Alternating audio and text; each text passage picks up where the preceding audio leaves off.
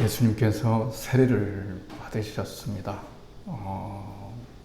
예수님은 죄가 없으시기 때문에 세례를 받을 필요가 없는데 우리 인간을 위해서 주님께서 세례를 받으셨습니다. 세례를 받으실 때 성령이 비둘기가 같이 내려오셨고 하늘에서는 음성이 들렸습니다. 이는 내 사랑하는 아들이다. 이런 굉장히 좋은 그런 사건이었습니다. 근데 우리가 성경을 읽어다 보면은 이해하지 못할 경우가 있습니다. 왜냐하면 곧바로 성령이 예수님을 광야로 몰아내신지라 그랬습니다. 예수님께서 사역을 시작하기 전에 광야에 가셨는데 자발적으로 예수님이 가셨다기보다는 하나님께서 성령께서 예수님을 광야로 인도하셨다는 겁니다. 우리 광야 하면은 별로 크게 생각지 않습니다. 광야 이미지 별로 좋지 않습니다. 광야보다는 푸른 초장, 이것이 우리가 떠오르는 가고 싶은 곳이지 광야는 별로 가고 싶은 곳이 아닙니다. 또 삶이 의미적으로도 광야의 삶을 살고 있다라고 하면 퍽 어려운 삶을 살고 있다, 이런 이미지를 또 내포해주고 있기 때문에 그렇습니다. 아직 성지순례를 갔다 오지를 못했습니다. 언젠가 한번 갈 기회가 있을 거라 이렇게 생각되는데요. 여러 성지순례들이 많이 있는데 요즘 같아서는 성지순례를 간다면은 어디를 가고 싶까 했을 때 유대광야를 한번 들려보고 싶다 하는 생각이 많이 듭니다. 왜냐하면 우리가 광야에 대해서 오해를 하고 있는 경우가 굉장히 많이 있기 때문에 그렇습니다. 하나님께서 이스라엘 백성들을 뽑아주셨습니다. 보잘것없고 볼품없는 나라를 뽑아주셔서 하나님의 백성을 삼아주셨단 말이죠. 그런데 이스라엘 백성들이 결론적으로 얘기하면 실패했습니다. 가나안 땅에 들어갔는데 그들은 가나안 땅에서 성공적인 삶을 살지를 못했습니다. 결국 성공적인 삶을 살지 못했다는 것은 잘 먹고 잘 살지 못했다는 얘기가 아니고 하나님을 믿는 신앙에 실패했다는 겁니다. 신앙에 실패하니까 그들이 모든 것에 실패하더란 말이죠. 그러니까 우리 인간에게 있어서 가장 중요한 건 하나님과의 관계입니다. 하나님과의 관계만 끈끈하게 잘 유지된다면 나머지의 문제는 별로 크게 문제가 되지 않는다 하는 거죠. 왜냐하면 하나님께서는 살아계시고 전지하시고 또 전능하시고 또 못할 것이 없다라고 정말 우리가 믿는다면 진짜로 중요한 것은 하나님과의 관계지 다른 것이 아니기 때문에 그렇습니다. 그래서 그들은 가나안 땅에 갔어요.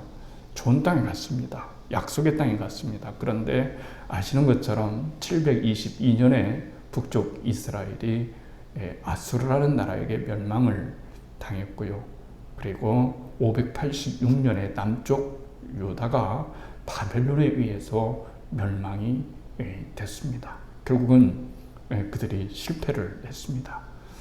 그러면 어디서 실패했을까? 어디서부터 실패했을까? 라고 하는 겁니다. 그런데 성경이 우리들에게 말씀해주고 있는 바는 뭐냐면 이스라엘이 실패한 그 자리는 가나안의 자리가 아니었다는 거예요. 이미 그들이 실패한 지점이 있었는데 바로 광야입니다. 광야의 삶에서 실패했기 때문에 결국 그들은 가나안에서도 실패할 수밖에 없었다는 겁니다. 그러니까 굉장히 광야가 중요하죠.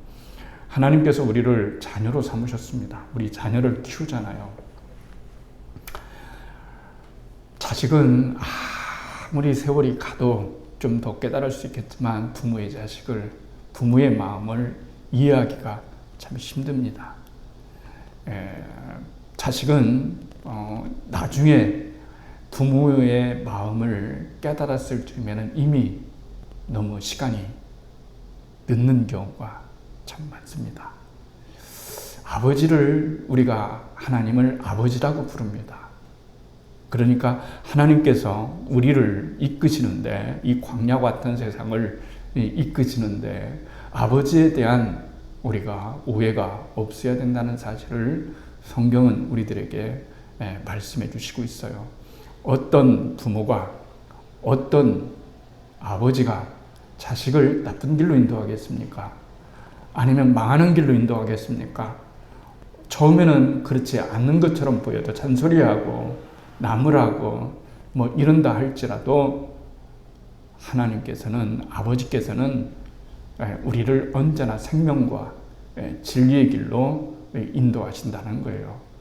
그런데 광야가 보통 축복이라는 말을 많이 합니다. 근데 정말 살아다 보면은 광야가 정말 축복일까?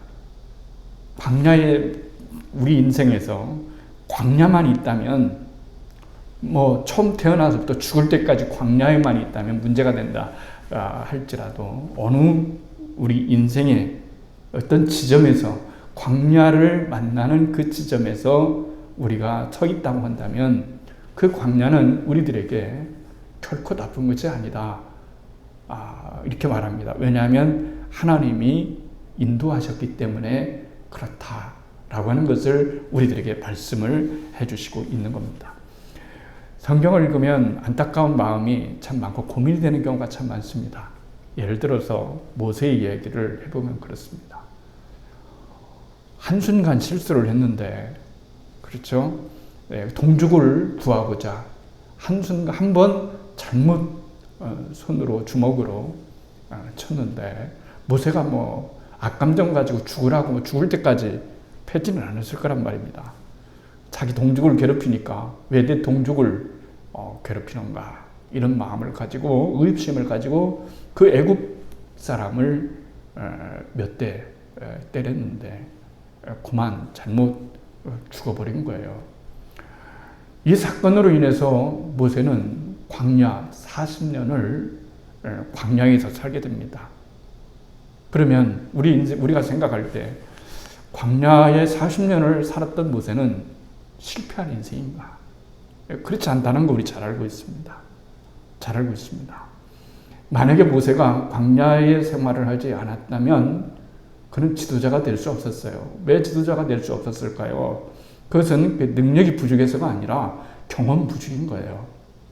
하나님께서는 이스라엘 백성을 빼내셔서, 애굽 땅에서 그들을 빼내셔서 광야로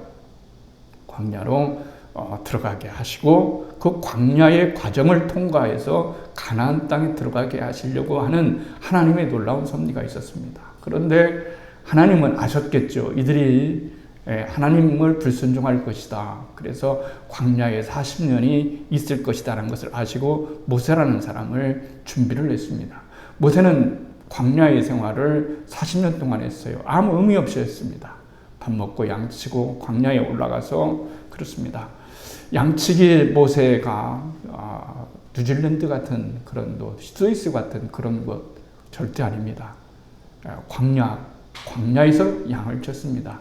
가파른 그런 등성이를, 양떼를 이끌고 산에 이끌어야만 됐습니다. 그렇기 때문에 결코 쉬운 일은 아니었죠. 하나님께서 이스라엘 백성들을 모세에게 맡기셨어요. 큰 사명을 맡기셨습니다. 엄청난 위대한 사명을 맡기셨어요. 그런데 광야에 40년이 없었어 봐요. 불가능합니다. 하나님은 아시고 이 모세를 40년 동안 광야에 두시면서 광야의 신의 삶뿐만 아니고 광야의 구석구석이 무엇이 있는지, 광야에서는 어떻게 살아갈 수 있는지, 광야에서는 어떻게 생명을 유지하면서 살아갈 수 있는지, 이것을 40년 동안 터득했어요. 그러니까 우리의 삶은 때때로 광야라 한다 할지라도 거기에는 분명한 뜻이 계시다는 것이 이렇게 성경에 나와 있습니다. 신명기는 모세의 설교입니다. 마지막 설교인데요. 8장 2절과 3절에 이렇게 나옵니다. 당신들이 광야를 지나온 40년 동안 주 당신들의 하나님이 당신들을 어떻게 인도하셨는지를 기억하십시오. 그렇게 오랫동안 당신들을 광야에 머물게 하신 것은 당신들을 단련시키시고 그랬어요. 단련시키시고 그랬습니다. 두 번째는 시험하시고 당신들이 하나님의 계명을 지키는지 안 지키는지 당신들의 마음속을 알아보려는 것입니다. 우리의 마음을 알아보려고 하는 거예요. 광야가 굉장히 그래서 중요하다라고 하는 겁니다.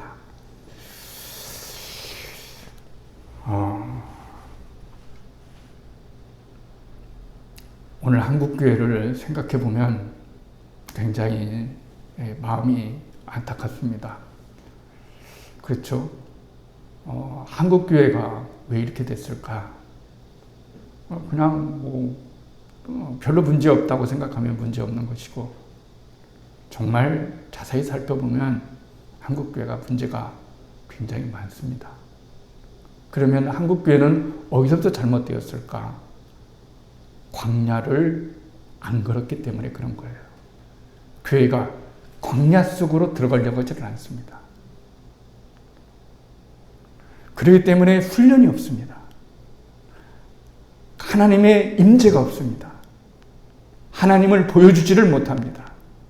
그러니까 광야의 삶을 살아내지 못한 한국교회는 결국은 총체적으로 외적으로는 성장했지만, 그리고 큰 교회도 많고 세계에 자랑할 만한 대형 교회들이 한국교회에 다 몰려있지만 한국교회는 더 이상 세상에 선한 영향력을 끼쳐주지 못한 이유는 한국교회가 광야에 들어가는 것을 실패했고, 광야에 들어가는 것을 두려워했고, 광야의 삶을 사는 것을 꺼려했다는 거예요. 그렇다고 해서 광야라고 해서 여러분, 우리 믿는 사람들이 교회가 힘든 일을 당해야 된다, 또 어려운 일, 이런 얘기 아니에요. 그것은 예수님께서 우리들에게 말씀하신 거나 마찬가지입니다. 심령이 가난한 자는 복이 있나니, 이렇게 말씀하고 있죠. 심령이 가난하지를 못합니다. 근데 어디에서 심령이 가난해질 수 있을까요? 바로 광야에서 심령이 가난해질 수가 있는 거예요. 광야에서는 돈이 필요 없습니다. 금과 은이 필요 없습니다. 광야에서는 중요한 것은 먹을 겁니다.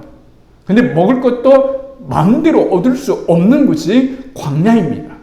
광야에서는 하나님께서 그날 만나를 내려주셔야만이 살아갈 수 있는 곳이 광야입니다. 그렇기 때문에 한국교회는 진정으로 가지고 있는 것들을 나눌 수 있어야 되었고, 진정으로 교회는 다른 사람을 살려내므로 가난해질 수 있는 그런 놀라운 광야의 생활이 있어야 되는데, 광야는 없습니다. 가진 자는 더 가지려고 합니다. 큰 교회들은 더욱더 커지려고 합니다. 이 얘기를 들어보면 세상보다도 못한 그런 뒷거래의 이야기들이 얼마나 많이 나오는지 이루 말할 수가 없어요. 이건 세상보다 더하면 더했다라고 하는 그런 이야기를 들을 수가 있습니다. 신명기 8장 3절에는 이렇게 나왔습니다. 주님께서 당신들을 낮추시고 굶기시다가 그랬습니다. 당신들도 알지 못하고 당신들의 조상도 알지 못하는 만나를 먹이셨는데, 이것은 사람이 먹는 것으로만 사는 것이 아니라 주님의 입에서 나오는 모든 말씀으로 산다는 것을 당신들에게 알려주시려고 하는 것입니다. 이렇게 말씀을 하고 있는 거예요. 하나님께서 광야에 이들을 몰아넣으셨습니다. 그러면은 어떻게 될까요? 고통스럽습니다. 낮에는 땡땡 햇빛이 있죠. 밤에는 너무 추위가 있죠. 먹을 것 마음껏 먹을 수가 없죠. 쉴 것 마음껏 쉴 수가 없죠. 굉장히 힘듭니다. 고통스럽습니다. 그런데 중요한 사실은 하나님께서 이 광야를 통해서 은혜를 베풀어 주시는데, 광야에서 살아냈습니다. 살아났습니다. 왜 살아났을까요? 광야에 가면 이스라엘 백성만 있는 게 아니죠. 짐승들도 있습니다. 맹수들도 있습니다. 뱀과 전갈들도 있습니다. 파충류들도 많이 삽니다. 그런데 물이 없으면 어떤 존재도 살아날 수가 없어요. 그래서 생명체가 있느냐 없느냐를 따졌을 때 생명체를 찾는 일은 하지 않습니다. 왜 그런 걸까요? 화성에 가서 생명체가 있는지 없는지 그거 탐사하지 않습니다. 그냥 물이 있는지 없는지 이것만 발견하면 됩니다. 물이 있다면 생명은 살아있는 것이고 물이 없다면 생명체가 살 수 없는 그런 땅이라고 알고 있기 때문에 그런 거예요. 그럼 광야는 물이 없지 않습니까? 비도 많이 내리지 않지 않겠습니까? 어떻게 살아가는 걸까요? 광야의 그 신비는 무엇에 달려 있는가요? 놀랍게도 광야를 살리는 것은 이슬입니다. 이슬이 해답이에요. 근데 성경은 이 이슬을 굉장히 중요하게 여러분 여깁니다. 우리 인생 살아갈 때 단 한 번이라도 여러분 이슬 생각했습니까? 뭐 소낙비, 은혜의 소낙비, 비 좀 막 하나님께서 하늘에서 막 은혜의 소낙비 좀 우리 교회에, 우리 가정에, 우리 성도들의 막 쏟아 부어 주셨으면 참 좋겠습니다라고 이렇게 생각을 해봤지만 하나님 앞에서 이슬 같은 그런 은혜를 우리가 잊고 산다고 하는 것을 우리는 느끼지를 못합니다. 왜냐하면은 이슬은 내렸는지 안 내렸는지를 잘 구분을 못하고 새벽녘에서야 잠깐 이슬이 있다가 해가 뜨게 되면 그 이슬이 말라서 없어지기 때문에 이슬이 내렸는지 안 내렸는지를 잘 분간할 수가 없기 때문에 여러분 그렇습니다. 주님께서 이렇게 말씀을 하고 있습니다. 신명기 8장 16절과 18절에 이렇게 말하고 있습니다. 광야에서는 당신들의 조상도 알지 못했던 만나를 당신들에게 먹이셨습니다. 이것이 다 당신들을 단련시키시고 시험하셔서 나중에 당신들이 잘되게 하려 하시는 것이었습니다. 했습니다. 아니 광야가 잘되는 일과 무슨 일이 있을까? 근데 성경은 분명하게 이렇게 말합니다. 우리를 광야로 몰아넣으실 때 하나님이 우리를 광야 생활을 할 때는 이 광야 자체로 끝나는 것이 아니라 우리를 잘 되게 하려고 하는 하나님의 놀라운 계획과 섭리가 그 광야 가운데 있었다는 거예요. 그냥 오늘 본문 우리 딱 두 구절을 여러분 읽었습니다. 출애굽기 16장 13절, 14절을 읽었는데 저녁에는 메추라기가 와서 진영을 덮이고 아침에는 이슬이 진주 위에 있더니 그 이슬이 마른 위에 그랬습니다. 아, 이슬과 만나는 같이 가는 거예요.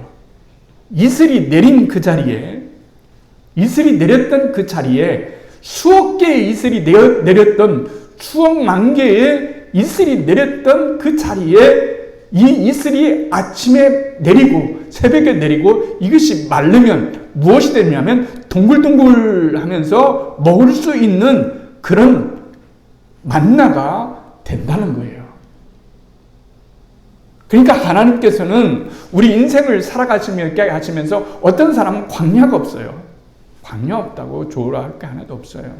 여러분 인생의 훈련 없이 여러분 축복을 유지할 수 있겠어요? 주님께서 그렇게 말씀하십니다. 너희들이 잘 살고 너희들이 잘 먹고 이 사는 거에 대해서는 걱정하지 말아라. 지금은 광야처럼 40년쯤은 가지만은 반드시 가나안 땅에 들어가면은 어떤 일이 생기냐면은 네가 심지 않는 과일을 먹겠고 네가 파지 않았던 생물을 갖게 할 것이고 네가 치지 않았던 그 아름다운 집을 소유할 터인데 그때는 너희들이 너무너무 좋아할 거지만 나는 거꾸로 염려한다. 뭔 염려하냐? 너희들이 마음이 교만해져서 높아져서 이것은 하나님이 주신 것이 아니라 내가 노력해서 준 것이다라고 이렇게 생각하기 때문에 너희들에게 광야가 필요한 거야. 아니요, 주님, 저는 절대 그렇지 않습니다. 라고 이렇게 생각하지만은 인간은 그런 본질이 못해요. 하나님 앞에 어떤 일을 얼마만큼 많이 반복하면서 하나님께 결심을 했어요. 그러나 이 작은 결심 하나도 온전히 이루지 못하는 것이 우리의 본질상의 부패성인데 우리가 하나님 앞에 어떻게 자신할 수가 있겠냐는 거예요. 그래서 하나님은 우리의 본성을 알기 때문에 우리로 하여금 계속해서 훈련을 시키시고 광야를 몰아서 내시고 하나님이 우리에게 전부이시다는 것을 훈련하게 하시는 거예요. 이스라엘 백성이 가나안 땅에 갔죠. 웃는 말로 하나님 빼고는 다 믿었다고 할 수 있어요. 이상하지 않습니까? 가나안 땅에 들어가면 하나님만 섬겨라. 하나님만 의지해라. 하나님만 신뢰하라. 그러면 하나님이 책임져 주실 것이다 라고 그렇게 40년 동안을 그렇게 배웠어요. 그렇게 훈련을 했어요. 그런데 가나안 땅에 들어가서 그들은 하나님을 믿는데 실패했습니다. 하나님을 섬기는데 실패했어요. 하나님을 믿는데 실패하면 모든 것에 실패가 되는 거예요. 그래서 우리에게는 광야가 필요한 거예요. 지난날 어려운 목회 생활이 지금보다 훨씬 더 힘들 때가 있었죠. 30년을 목회했습니다. 광야 같은 그런 곳에 가서 교회도 세웠습니다. 먹을 것도 없었습니다. 힘들었습니다. 그때 선배 목사님들이, 나이 드신 훌륭한 선배 목사님들이 그래도 세월이 지나면 이때가 가장 행복했던 시절인 줄 알아, 장전도사. 이렇게 말하는 거예요. 그래 도대체 이해가 가지를 않았어요. 아니 도대체 목사님은 큰 교회 담임 먹고 잘 살고 대우받고 뭐 이러니까 옛날 생각나지, 지금 당장 광야에 같은 이런 생활을 하는데 어떻게 이 시절이 나중에 돌아보면 좋겠다고 생각할 수 있겠나 생각해 보니까 지금 그때가 그리워질 때가 있어요. 맞는 진리의 대답이었어요. 가진 것은 없고 성도는 많지 않고 대단한 것이 하나도 없었지만 그때야말로 하나님의 은혜가 하늘로부터 이슬처럼, 하나님께서 이슬처럼 내려서 그 이슬 자리에서 만나를 주시고 하나님의 은혜를 주시고 하나님을 체험할 수 있는 계시를 주시고 하나님의 은총을 주셨던 것은 바로 광야의 시절이었어요. 광야의 시절이 없었다면 지금도 없는 거예요. 지금 그나마나 이 정도 하나님 앞에서 살아갈 수 있는 것은 하나님께서 우리들에게 주셨던 광야의 세월이 있기 때문에 그렇습니다. 지금도 우리는 코로나로 인해서 여러 가지 상황으로 인해서 교회가 광야를 걷는다라고 생각할 수 있겠지만은, 그렇지만 광야를 건너고 광야의 시간을 거치고 난 다음에 하나님께서 이루어 주실 것을 생각하면 이 광야의 생활은 결코 어려움만이 아니라 하나님이 우리에게 주시는 하나님의 놀라운 은총, 하나님이 분명히 그러지 않습니까? 너희를 이 광야로 이끈 것은 너희로 하여금 나중에 하나님이 잘되게 해주시겠다라고 하는 하나님의 놀라운 거였어요. 나중에 당신들이 잘되게 하시려는 하나님의 뜻이 거기에 있습니다 라고 이렇게 말씀해 주시는 거예요. 광야의 축복은 그런 겁니다. 광야를 만나지 않으면, 경험이 없으면 하나님의 은혜를 단연코 훈련받을 수 없습니다. 광야에서는 어떤 것이죠? 광야에 가면은 100% 인정할 수밖에 없어요. 먹을 것이 없는데요. 내 능력으로 할 수 있는 것이 하나도 없어요. 광야에서 거기서 여러분 내 능력으로 할 수 있는 것이 있을까요? 삽으로, 곡괭이로, 호미로 밭을 읽을 수가 있겠습니까? 집을 지을 수가 있겠습니까? 뭘 어떻게 할 수 있겠습니까? 그런데 광야의 40년 동안에 하나님께서 너희들에게 은혜를 입혀주셔서 너희들에게 만나를 주시고 하나님의 놀라운 이슬을 내려주신 것은 하나님께서 너희들을 정말로 사랑하셨기 때문이라는 거예요. 지금 비가 내리지 않아도 하나님 제발 힘듭니다. 비 좀 내려주게 해주세요. 은혜의 소낙비 좀 팍팍 내게 해주세요 라고 하는데 이슬처럼 그저 그냥 하루 하나님이 은혜를 주셨는지 안 주셨는지, 이슬 비가 내렸는지 안 내렸는지도 전혀 알 수 없는 그런 광야를 거니면서 이슬을 경험하는 것은 하나님의 놀라운 그런 은혜예요. 뼛속까지 심는다는 말이 있잖아요. 뼛속, 그렇죠? 신앙이 그런 겁니다. 영적 전투에 살아가고 있어요. 믿는 자들을 사탄은 끊임없이 넘어뜨리게 하고 있습니다. 할 수만 있다면 이 방법 저 방법을 통해서 예수를 믿지 않고 하나님을 부인하기만 한다면 어떤 것도 해줄 수 있는 그런 시험거리가 이 세상에 얼마나 많이 널려 있습니까? 광야에 들어가서 예수님께서 받으셨던 것은 바로 그런 거이지 않겠습니까? 뛰어내려라, 기적을 보여라, 쉽게 가거라, 나에게 절하거라, 모든 만국과 영광을 너에게 주겠다, 쉬운 메시아의 길을 가거라 라고 하지만 성령께서는 광야로 몰아내셔서 하나님만 의지하는, 하나님만 바라보는 메시아에조차도 하나님만 바라보고 하나님만 의지하고 하나님의 뜻대로 구원사역을 살아가게끔 하는 하나님의 놀라운 섭리가 거기에 담겨져 있는 거예요. 그렇기 때문에 광야는 축복인 거예요. 40년 동안 하루도 빼지 않고 이슬이 내렸습니다. 성경에는 그렇게 말씀을 하고 있어요. 뭐라고 말씀하고 있냐면은 이렇게 말씀드렸습니다. 너희들이 신명기 8장 4절에 이 40년 동안에 너의 의복이 헤어지지 않고 내 발이 부릅뜨지 아니하였다. 40년 동안 그럴까요? 정말 그 기적입니다.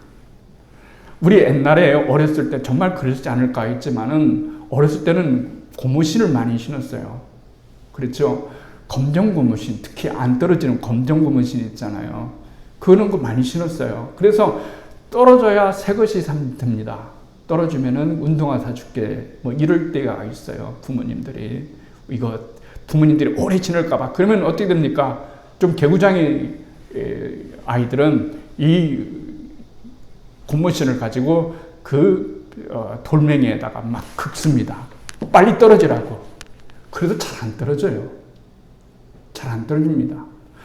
어떤 것이 기적입니까? 새 옷을 입고 새 신발을 신었던 것이 기적이 아니라 새 신발을 신지 못해도 새 신을 사시지 못해도 40년 동안에 의복이 헤어지지 않고 신발이 닳아지지 않았다라고 하는 것은, 그리고 발이 부러뜨지 않았다라는 것은 하나님의 특별한 은총이었고 하나님의 특별한 은혜였습니다. 하나님 있으면 살아갈 수가 있다라고 하는 거예요. 생명이 있으면 살 수 있는 거예요. 우리에게 믿음이 있으면 언제든지 우리에게는 소망이 있는 겁니다.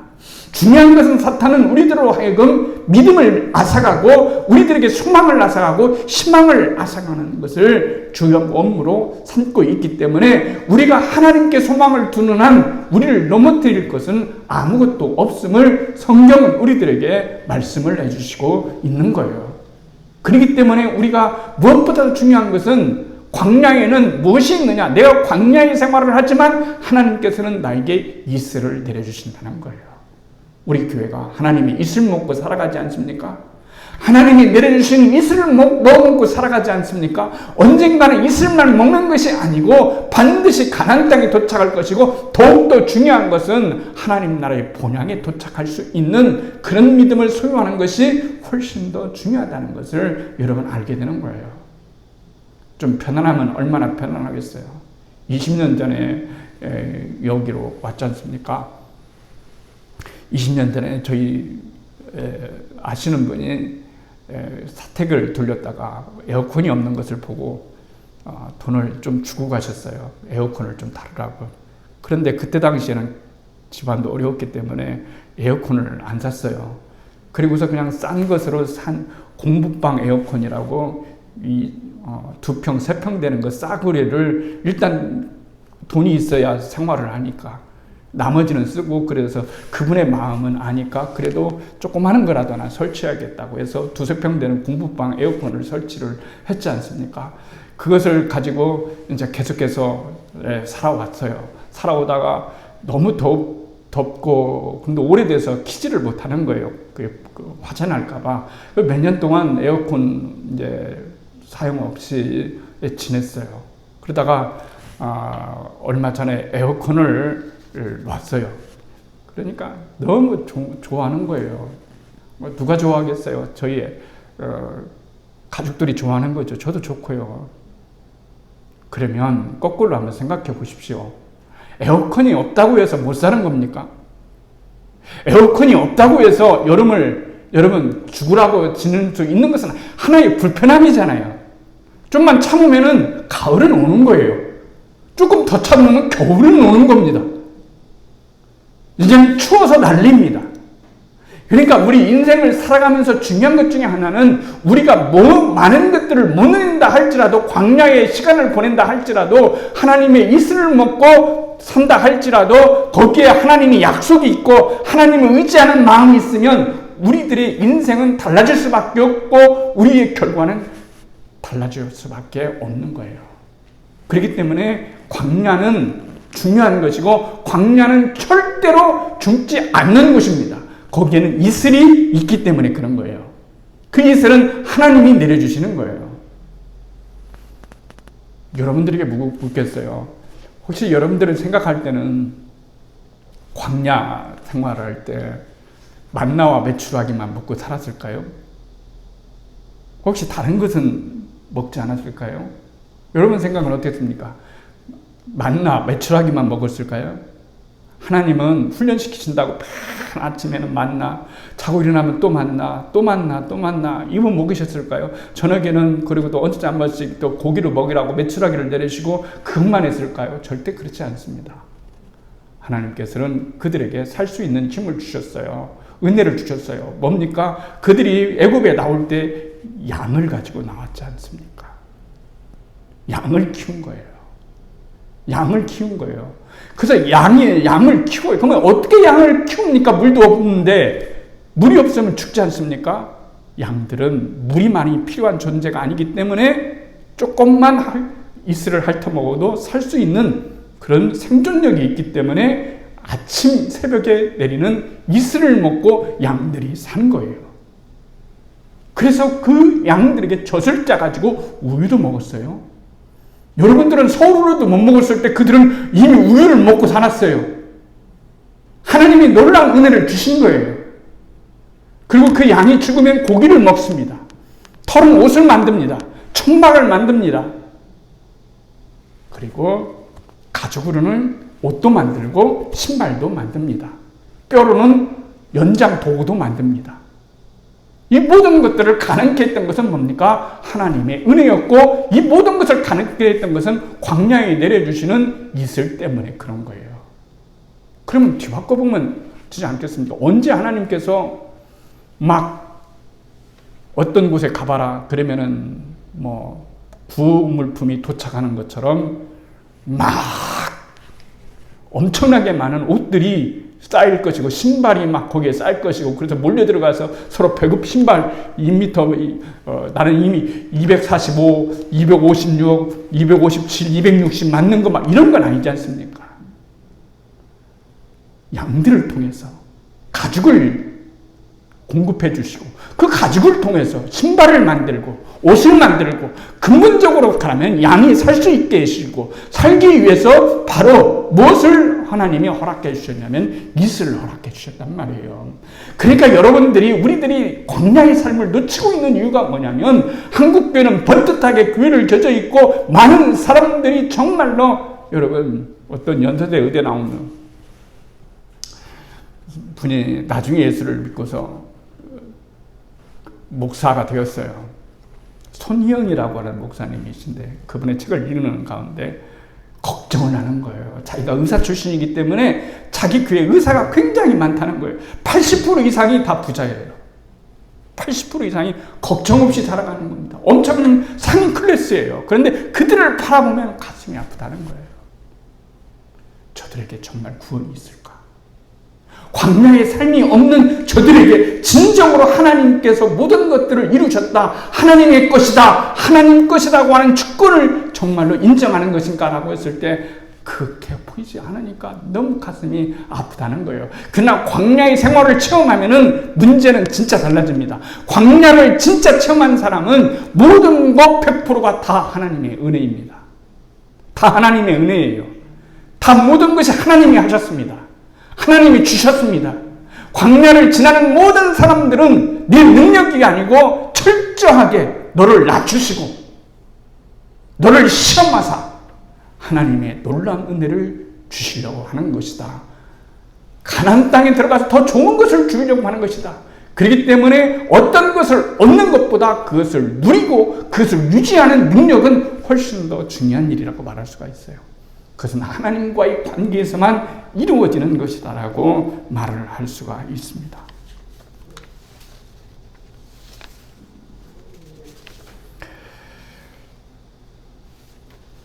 호세아 알지 않습니까? 성경에 호세아 14장 5절 7절 이렇게 주님 말씀하셨습니다.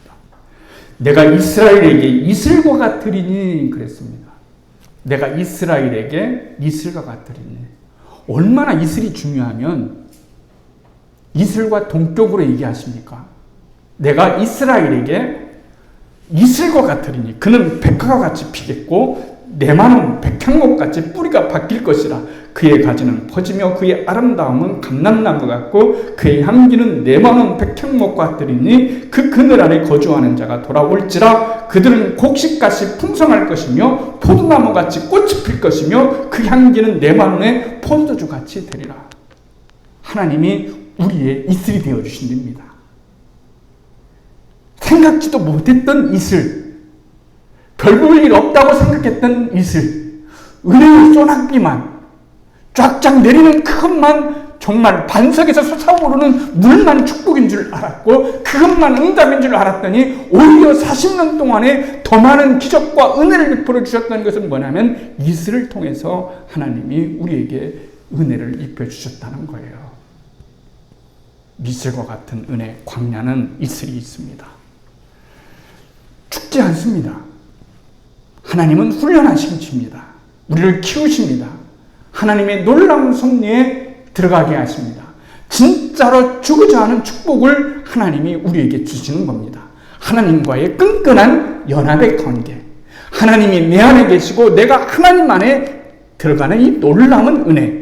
내가 예수 그리스도와 연합해서 하나가 되는 놀라운 은혜. 내가 이 세상에 살아가면서 날마다 부족하고 결점이 많고 흠이 많지만 그리스도의 의가 내 안에 들어오고 내 죄가 예수님께 전가되어서 하나님께서 나로 하여금 의롭다 하게 하시고 우리의 교회를 의롭다 하시고 우리의 가정을 우리의 자녀들을 의롭다 하게 하시는 것은 하나님의 놀라운 섭리요 하나님의 놀라운 은총입니다.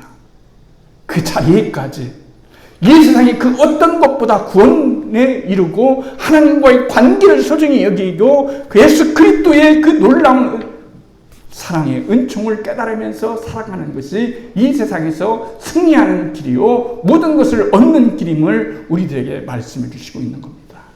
하나님은 우리에게 모든 것을 주실 수 있는 분이십니다.